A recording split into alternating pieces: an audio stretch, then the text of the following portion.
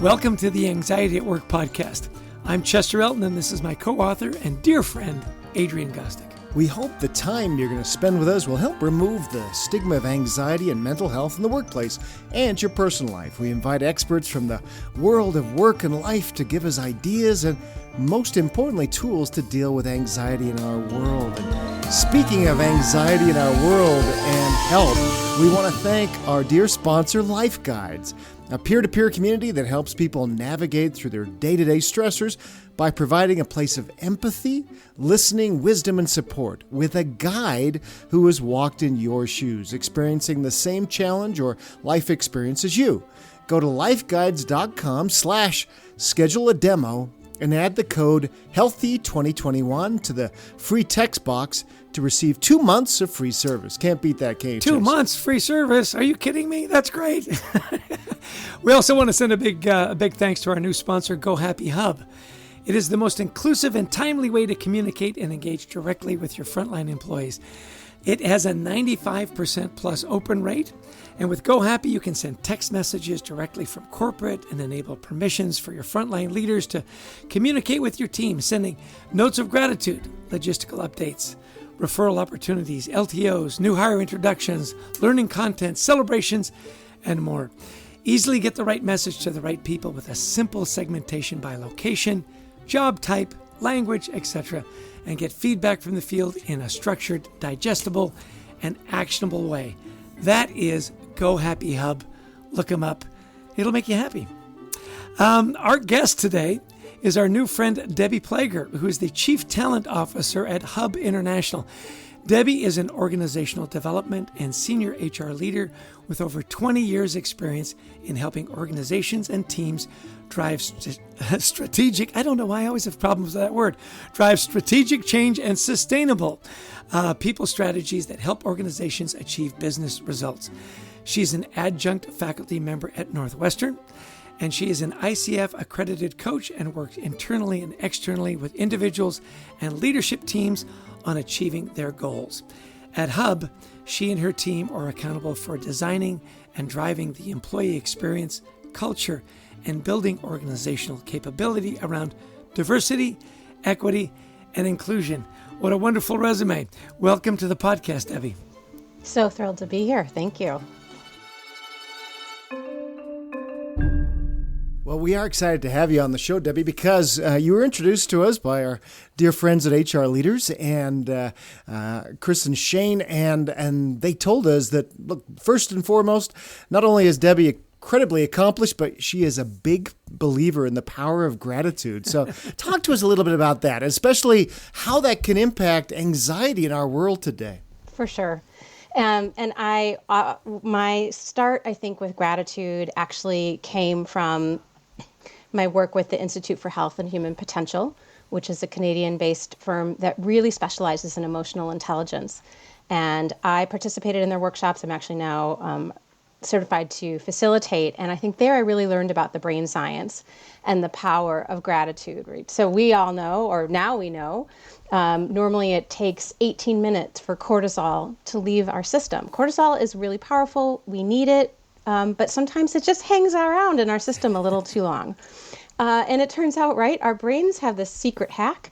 If we can really pause for a moment and think about a moment where we were really grateful, it actually, the brain releases the right chemicals that sort of, wash away the cortisol. And when I first learned that, my actual first applications at that time, I think when I was first introduced to it, I was a new mom. And it's very stressful. Right. And you have an infant who doesn't know actually very clear about communicating their needs. Right. It's a certain type of cry. But sometimes how I respond and I think, being all frazzled about that. And so just learning about the power of gratitude and then watching my kids grow up and having those moments and then me just feeling returning to the workforce and really realizing there are times when I was just feeling anxious or overwhelmed or like I can't do it all. And just saying, wait a minute, I remember this hack. And so just really starting to practice it. And then in seeing that, also realizing and learning about being able to sort of build those positive pathways in our brains, right? So like now, almost every night at dinner, I'm asking my kids for their highs and lows. I'm asking my kids what's one good thing. I'm asking it different ways too. We just recently went through a 21 Gratitude Day challenge.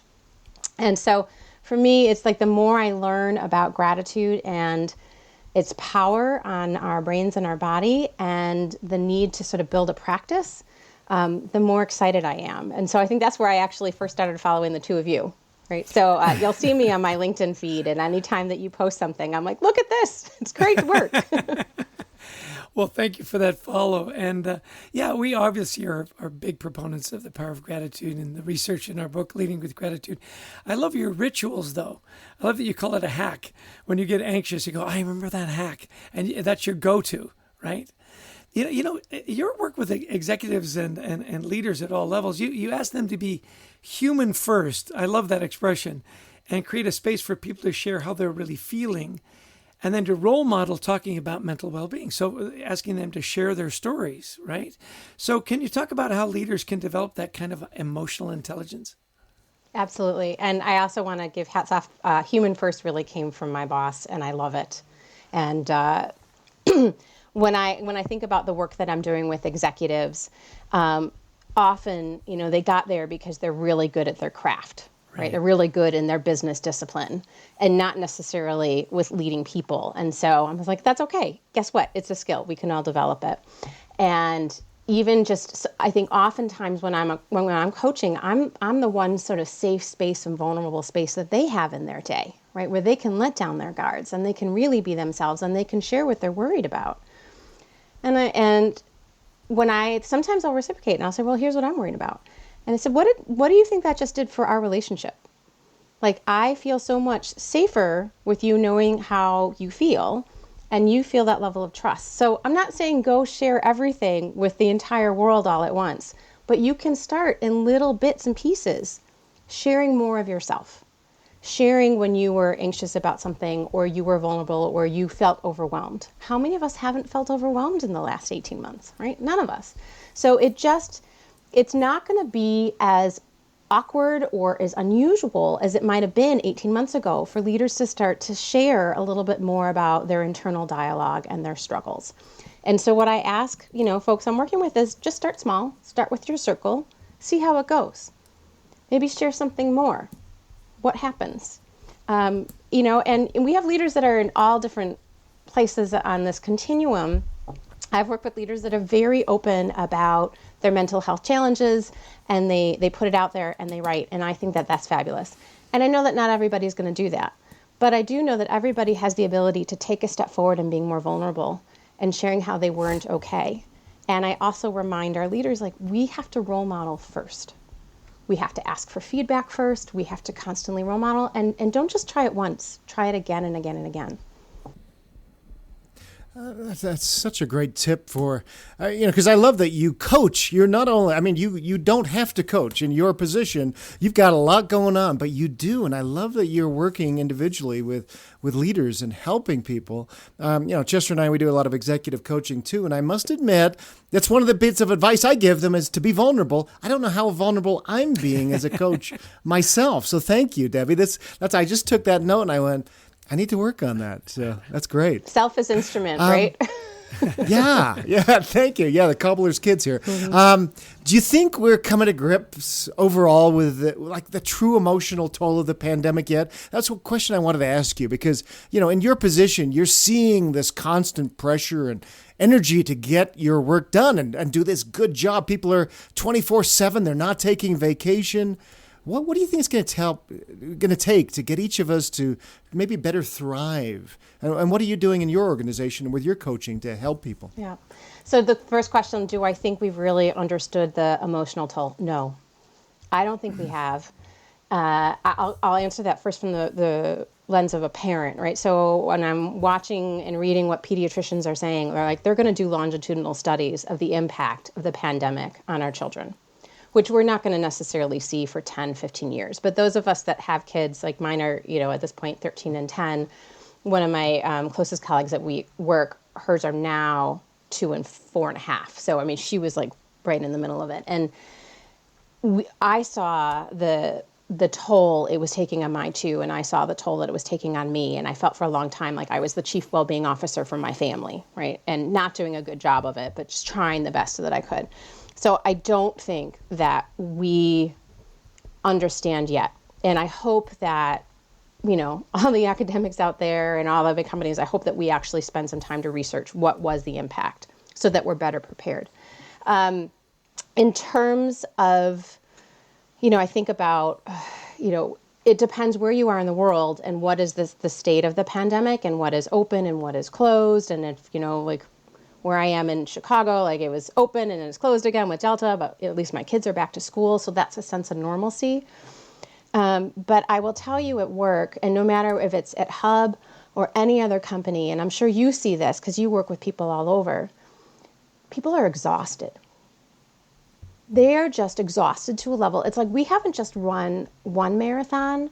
We've been running multiple marathons for multiple months. And if you think about everything we know about sports and health, we're supposed to have a rest. We're supposed to have a reset. I haven't rested. Have you rested? Right? Have you really disconnected? And so do I think we're in a better place now? Ooh, I don't know. I mean, I have people that are so interested in doing more with their teams, and they're like, I'm just tapped out. I'm just emotionally and mentally tapped out. And so the way I'm kind of working with them now is, okay, and they feel guilty about it. So they want to like, what can I do? What can I do? I was like, well, what's one small thing? Is there one small thing that you could do that will make you feel better? That will make you feel like you're making a difference? Just do that one small thing. So I think that's one thing. And we're really conscious in our company in terms of what we're trying to push out to people right now.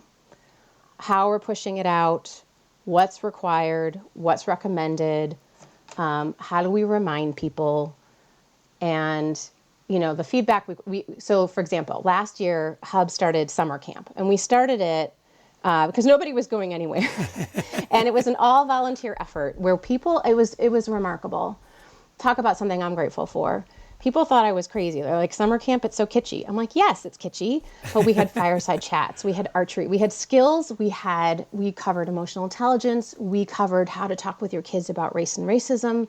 We had cooking shows. We had gardening. We had people sharing their passions. It was all volunteer. It was all run like shoestring budget, right? And it was a chance for people to give back and feel connected. And I think there's that sense of community and being part of something bigger, which does help. We ran it again this year, and people are excited about it, but people are also like, I'm just zoomed out. I can't go to one more thing. Like I'll check it out, but it's just, I think it's a really good data point of the intention is still there, but it's the time and just how tired people are. I think until people get a chance to take a break, really disconnect and go back.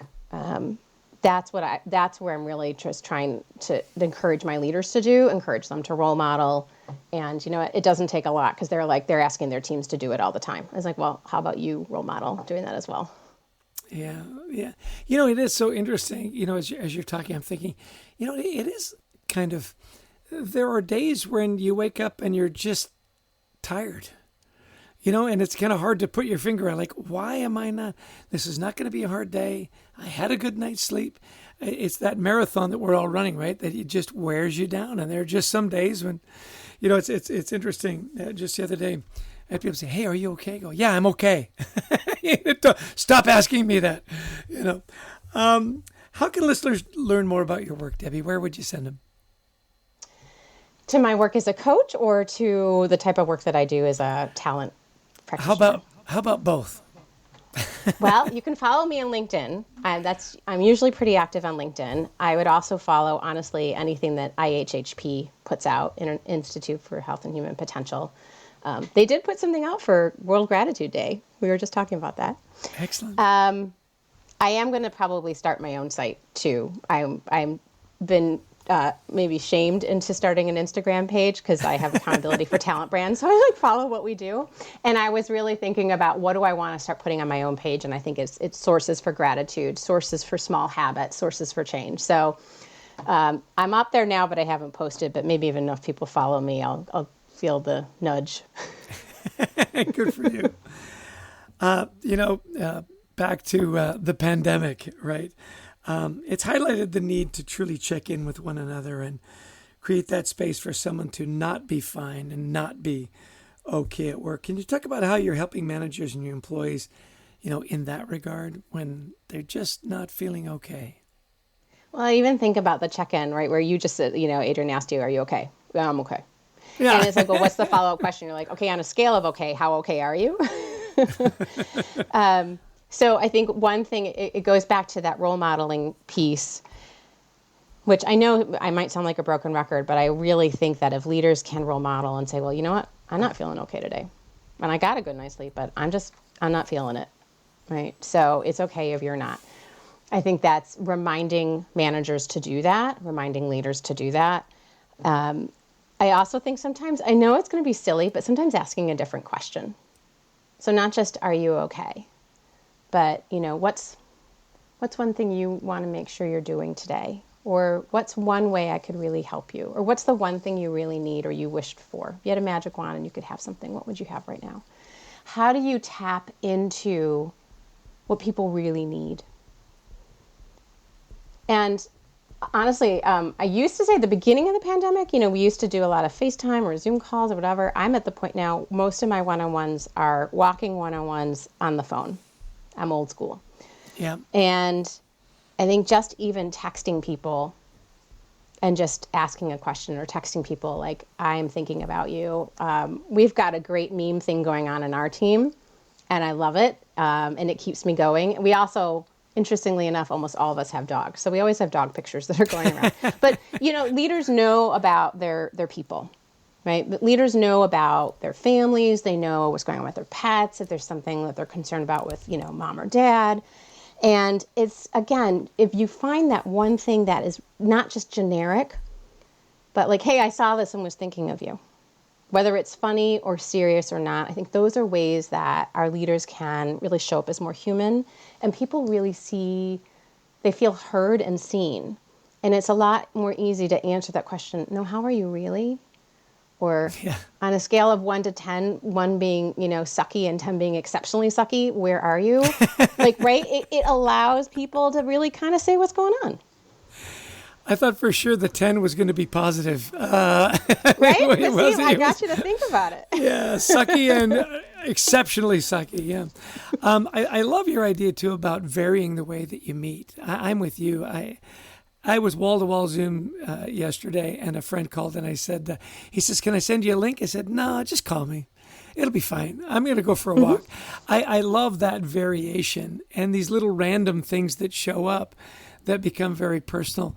I think, that's a really good takeaway for me for what you just said is vary the way that you message, vary the way that you ask about people and make it a little creative in some way. Mm-hmm. And the internet makes it easy now, so you can look like you're really sophisticated. And I'm telling you, there's a meme out there for everything. Love it.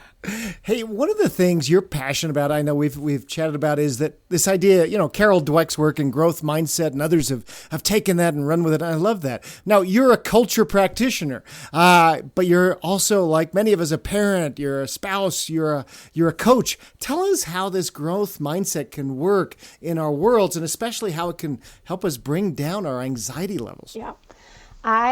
It's so interesting, Adrian, when we started the beginning of 2019, our team came up with a word for the year. And the beginning of 2020, we came up with a word for the year. I went back into my office recently and it was experimentation. I'm like, oh, we didn't need to experiment that much. But we were really focused on growth mindset and said, how do we weave this into everything we're doing from a people practice perspective?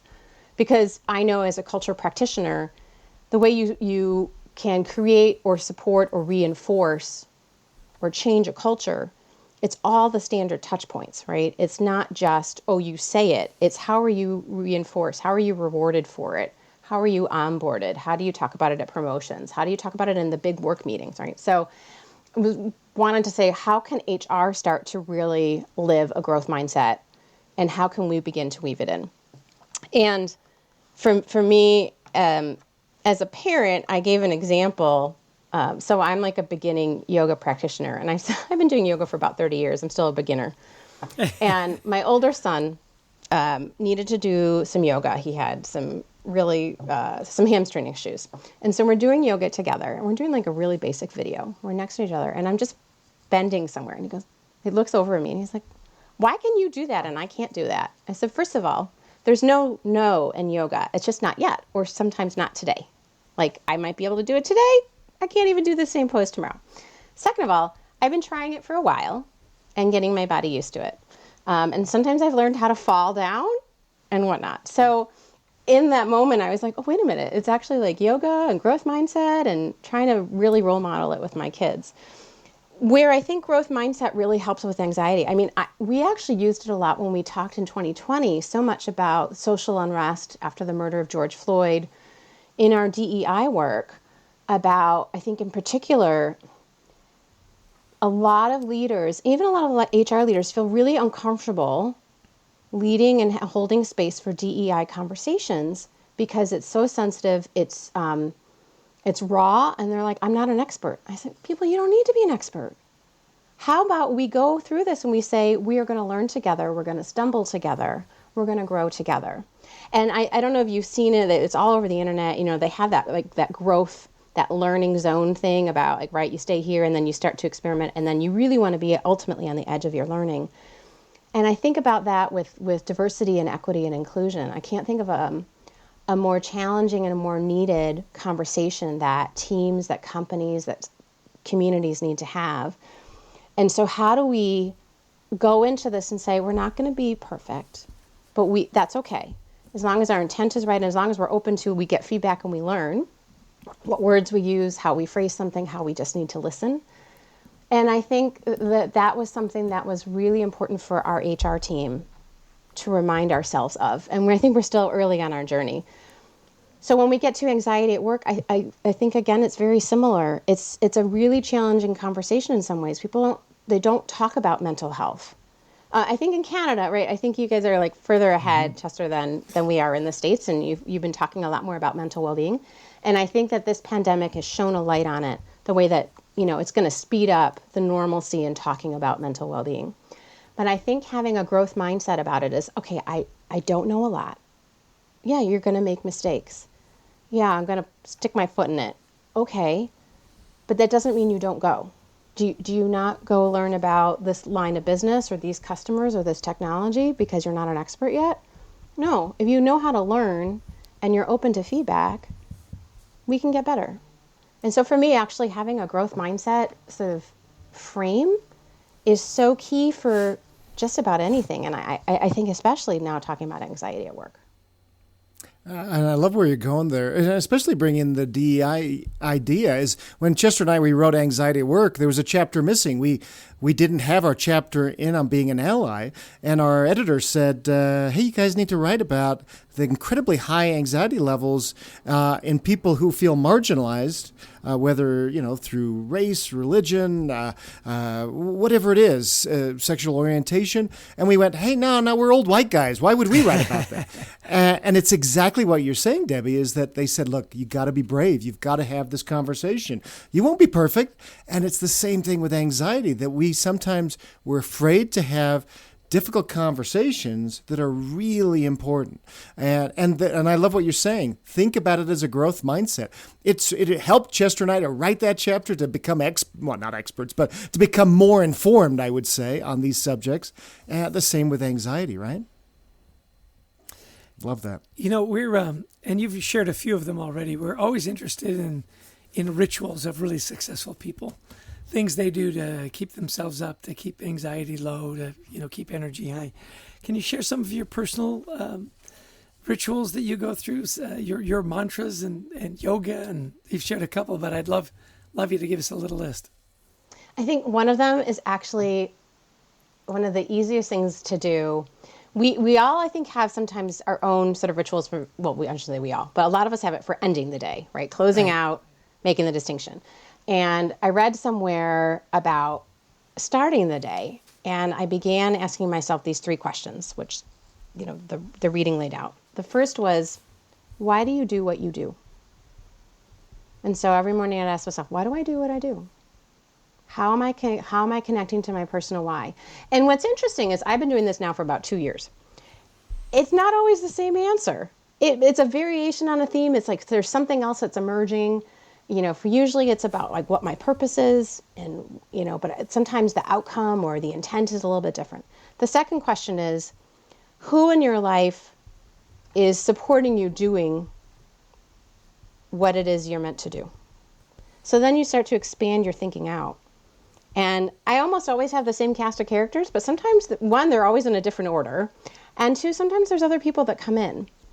And it allows me this moment of just really feeling grateful for the people that are in my life that are allowing me to do what I'm here to do. And then the last one is, and how do you want and need to show up today? So then I'll actually, kind of look at my schedule and say, what do I need to do? Am I in getting it done mode? Am I in coach mode? Am I in connecting mode? Am I in support mode? And just having a couple of words really frames the day for me. And I leave that, and it takes me, less than a minute. So I used to do it when I took the train. It was one of the last things I would do before walking to the office. Now I don't really do a train ride, so I will do it one of the first things before I turn on my computer and really try to get myself centered for the day. I love that. Well said. There's been so much I've taken from our discussion today, Debbie. If you had to put one or two things you would like our listeners to take away today, what would they be about bringing down our anxiety levels, enhancing our emotional intelligence and our gratitude? What would you say? What's the most important things? I'm going to go back to where I started, which is I think it's about gratitude helps with both of those things, right? Gratitude is one of the reasons that they taught it in my emotional intelligence work is because it brings stress levels down. It then allows us to re-engage more fully, right? So if we want to have more real conversations, if we want to make sure we're actually being as productive as we can at work, then we need all of our brain, not just our limbic system, right? We need our neocortex. And if the cortisol is running, we lose this. So recognizing that, wow, there's actually, all it takes is 30 seconds. And so I think if people can learn those hacks and how to get those moments of gratitude, if leaders can learn how to recognize when they're feeling stressed, if they can learn to recognize how their team members are stressed and say, hey, would you be willing to do this with me for a moment? Right? That allows the anxiety to go down, and it allows us to engage in a more sort of fruitful and productive conversation. So I think that's like number 1, 2, and 3. And maybe the last one I'll throw in is I think that this piece about a growth mindset is just something you can apply to everything. Because I don't know about you, but I didn't know how to work in a pandemic. I wasn't, around in 1918. We all figured it out, right? We bumped, we made mistakes, we learned. I had been working virtually. A lot of people hadn't. We figured it out. I didn't really have as many really raw conversations around race as I had over the past 18 months. That one I haven't figured out. That one I'm on a journey. Around mental health and mental well-being, I think we are getting better. So if we give ourselves grace, and if we can take our falling down as learnings, and if we ask for feedback, we're all able to learn, we're all able to grow. So I think those would be my 2 things, gratitude and growth mindset. Great. This has been really, really fun. It's been so informative. Adrian and I, we're note takers. We scribble lots of notes, and I've got a whole page full of great ideas here. Can't thank you enough for being our guest today and being vulnerable and sharing your practices. And thank you for doing what you do. You are making a difference. Thank you so much. It's been a pleasure. Well, another really amazing session. Debbie Plager just gave us so many really amazing ideas. And I loved, my first kind of big takeaway was, it's this idea of human first, right? Are we sharing as leaders what we are concerned about? Because if we expect our people to be vulnerable, but we're not, it's just not going to work. Yeah, and it's interesting. You think, oh, that kind of sounds like kind of a startup idea. It's not. They have 10,000 employees. This is a big corporation, and the focus on mental health and making people feel safe at work. I think it's extraordinary. I loved her gratitude hack.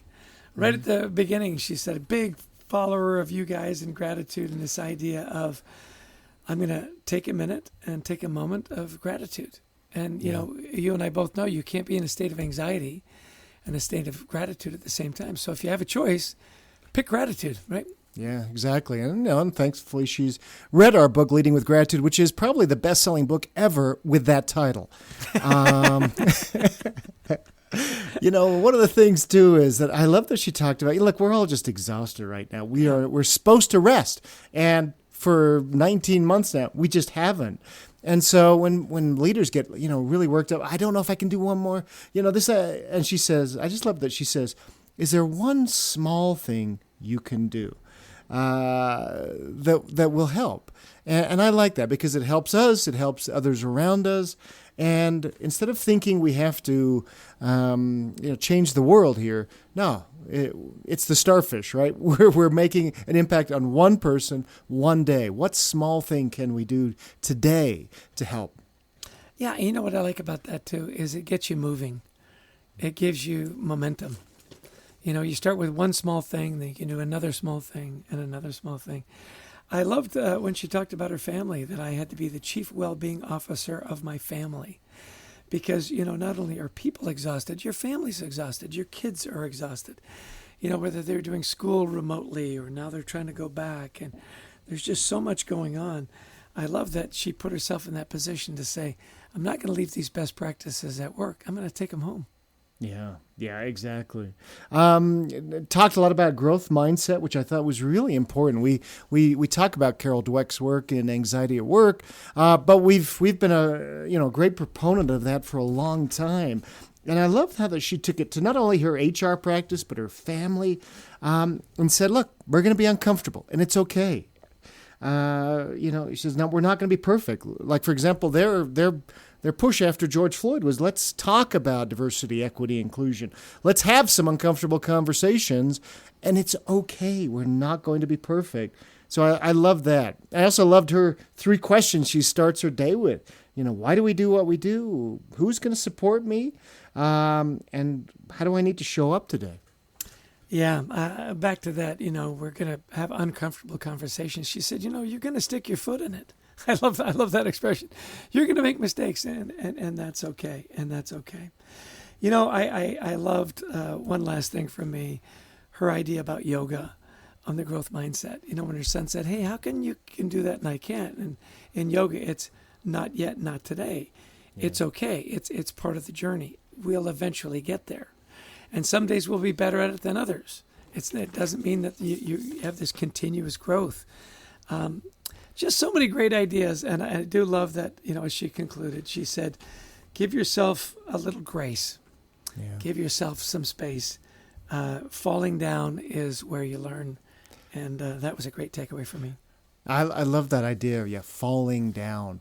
And we want to be grateful ourselves to our sponsors. When you do fall down, you need a guide. So we want to thank our sponsor, Life Guides. It's peer-to-peer community that helps people navigate through their day-to-day stressors with a guide who has had similar experiences. It's very powerful. Go to lifeguides.com/schedule a demo. And add the code HEALTHY2021, and you get 2 months of free service. So why not give it a try, see if it will help you and your people. My mom used to say, if it's free, it's me. 2 months for free. How could it hurt? Also, a big thanks to our sponsor, Go Happy Hub. If you're looking for a way to communicate with your employees, nobody does it better than Go Happy Hub. Frontline employees and candidates have a 95% plus open rate. You can send text messages directly from corporate, enable permissions for your frontline leaders. You can communicate by sending thank you notes, little notes of gratitude, logistical updates, referral opportunities, LTOs, new hires, all kinds of stuff. If you need to communicate it, Go Happy Hub is the way to do it. That's Go Happy Hub. Look them up. They'll make you happy. A special thanks to our producer, Brent Klein, to Christy Lawrence, who finds amazing guests like Debbie, and to all of you who listen in. And if you download, that helps us build up our network and really get this out to more people. So thank you for listening in. And if you like the podcast, please share it with your friends and family. We'd love you to join our online community, WeThriveTogether.global. It's a safe place to talk about mental health in the workplace. And I want to put in a little plug to follow us on LinkedIn. We've got a wonderful gratitude journal as well. If you're looking for some positive input in your life after you've death scrolled through your news for the day, that's not a bad place to sign up. Well, Adrian, another great week. We're going to have another one a week from now. Always a pleasure to be with you, my friend. Oh, it was great. We learned a lot, and it was a lot of fun. Thanks, everybody, for joining us today.